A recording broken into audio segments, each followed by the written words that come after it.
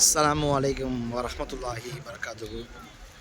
கண்ணியத்திற்குரிய சகோதரர்களே, நம்ம இப்போ வந்திருக்கக்கூடிய இடம் எந்த இடம்னு கேட்டால், உஹது போர்க்களம் நடந்திருக்கக்கூடிய இந்த உஹது மலை.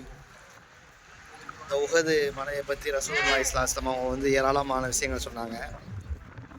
ஒரு வாட்டி உஹது மலையில் நிற்க போகும்போது உஹது மலை குலுங்குச்சு. ரசூலுல்லாஹி ஸல்லல்லாஹு அலைஹி வஸல்லம் சொன்னாங்க, ஏன் குலுங்குற? உன் மேலே ஒரு நபியும் 2 சித்திகுகளும் ஒரு சித்திக்கும் 2 ஷஹீதுகளும் நிற்கிறாங்களே அப்படின்னாங்க. இந்த வரலாறு நம்ம கேள்விப்பட்டிருப்போம். ரசூல் ஒன்று அவங்க, அதே மாதிரி சித்திக் அபூபக்கர் சித்திக் ரலியல்லாஹு அன்ஹு அவங்க, அதே மாதிரி 2 ஷஹீதுகள் உஸ்மான் ரலியல்லாஹு அன்ஹு அவங்களும், உமர் ரலியல்லாஹு அன்ஹு அவங்களும் 2 ஷஹீது அப்படின்னு சொன்னாங்க.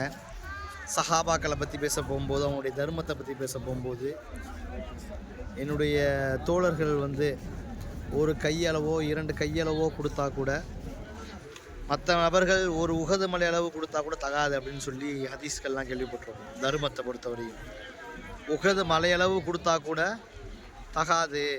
சஹாபாக்கள் என்னுடைய தோழர்கள் ஒரு கையளவு 2 கையளவு கொடுக்கக்கூடிய தர்மத்துக்கு அது ஈடாகாதுன்னு சொல்லி கேள்விப்பட்டிருக்கோம் இல்லையா? அப்படிப்பட்ட அந்த உஹது மலையில் தான் நம்ம நிற்கிறோம். இந்த உஹது மலைக்கு இன்னும் சில வரலாறுகள் இருக்குது. அது என்னன்றதை நெக்ஸ்ட் வீடியோவில் சொல்கிறேன். அஸ்ஸலாமு அலைக்கும் வரஹ்மத்துல்லாஹி வரகாத்துஹு. பாருங்க,